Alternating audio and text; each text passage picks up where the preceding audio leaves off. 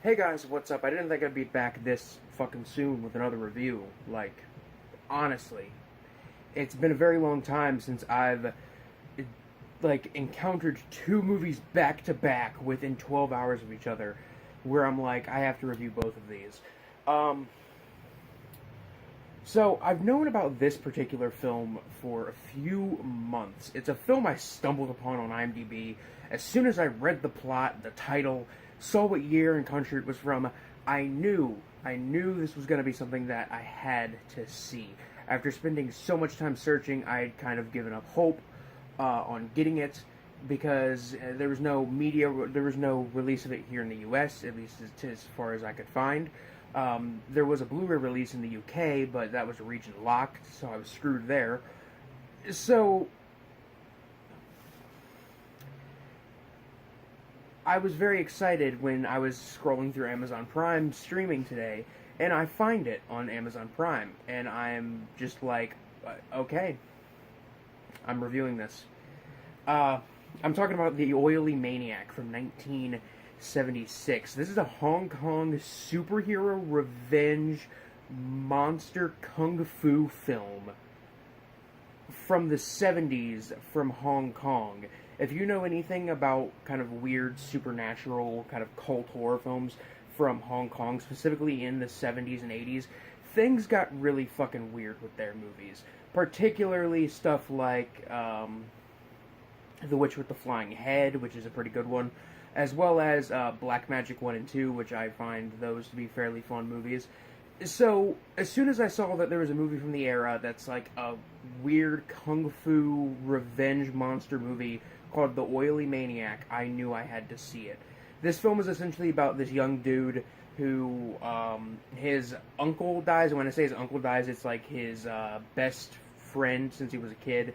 Her dad, who he always called his uncle, gets into some trouble and ends up on death row, and he has this thing tattooed on his back that he tells the main character to write down his tattoo, like to trace over it, to have a copy of it, because it's actually an incantation to give him superpowers. And for some reason, the uncle had this tattooed on his back for really, for no real explained concrete reason. And he uses this incantation, and essentially anytime he gets covered in oil, he becomes the Oily Maniac, which is essentially a fucking monster made of oil that can turn itself into a living oil slick and slither all over the place like the fucking Blob. I'm not joking. He has the power to turn himself into an oil slick and just fucking move around at like the speed of light because he's oiled, he's greased.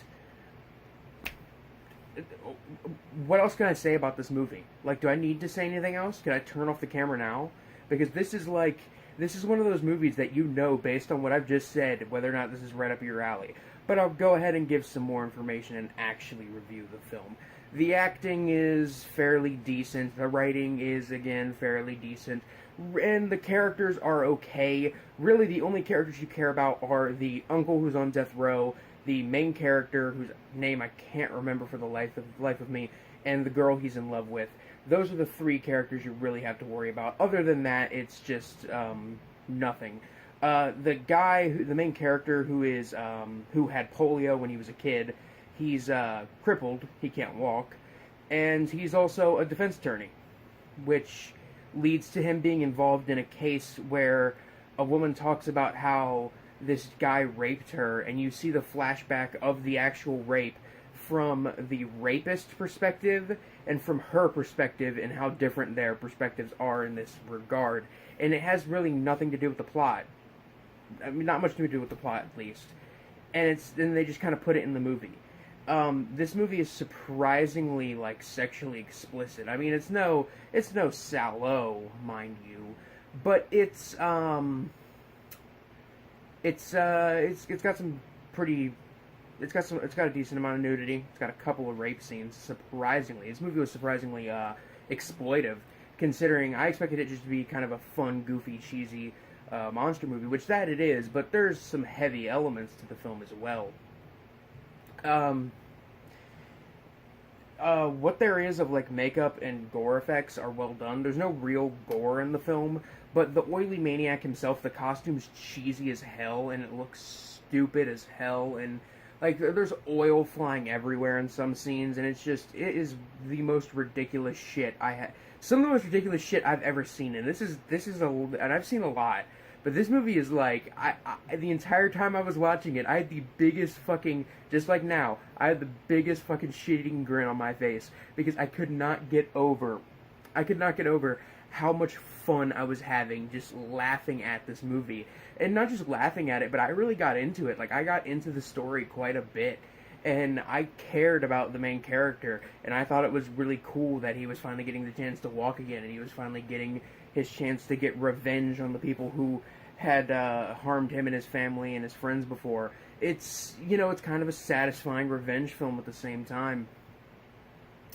And, like, there's also some digital camera and visual effects in the film, like, specifically with the living oil slick, because instead of doing what they did with the Blob, which was actually have a like gelatinous thing just kind of squirm, just kind of like,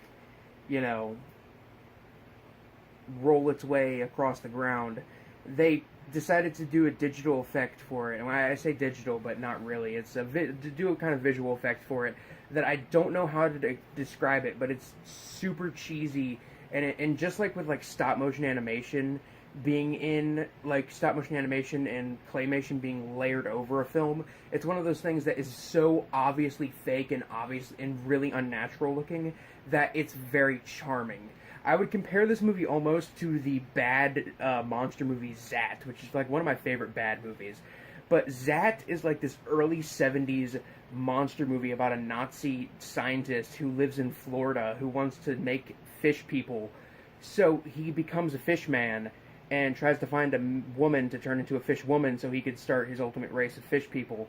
And it's ridiculous and stupid, and the costume looks bad, and the guy in the costume obviously couldn't see very well because he was stumbling all over the place. And this film is very much the same, except throw in that this guy becoming the Oily Maniac also makes him a kung fu expert, because he's taken down, like, people who seem like they would know quite a bit about how to fucking do kung fu, considering they were just doing some serious moves in the same exact scene. Like, it's so bafflingly bad and weird and interesting, and it's everything I wanted it to be and more. Like, going in, I was at least hoping that it would be kind of fun, that it wouldn't be, like, really slow, and the Oily Maniac would only be in it for like 10 minutes. I was hoping that it would be fun as hell, and just cheesy, and just everything just be... Just to be a fucking riot. And that's exactly what this is. The Oily Maniac is exactly what I want. Is exactly what I wanted out of it. I, again, compare it to, like, the monster movie Zat, or even the other Shaw Brothers film, Inframan, which is, like, from the creators of Kamen Rider, and it's, like, this dude who becomes fucking Inframan. He gets superpowers, and he fights these monsters, and it's ridiculous. It's like some of the most ridiculous shit I've ever seen. And that's the fucking thing. It's like it's absolutely fucking bonkers. It's more bonkers than I wanted it to be, and I love it. On the gore meter from 1 to 10, 1 being something like Nosferatu, 10 being something like Peter Jackson's Brain Dead, I'm going to go ahead and say this is like a 1.5, maybe a 2. This film doesn't have any actual real gore to it, but the monster does, like, stomp on somebody's head at one point. You don't really see it, but it's, like, heavily implied, so I'm going to go ahead and count that. I don't know what else to say. The Oily Maniac is amazing, and it's probably my favorite 70s Hong Kong, like, horror film. Definitely up there.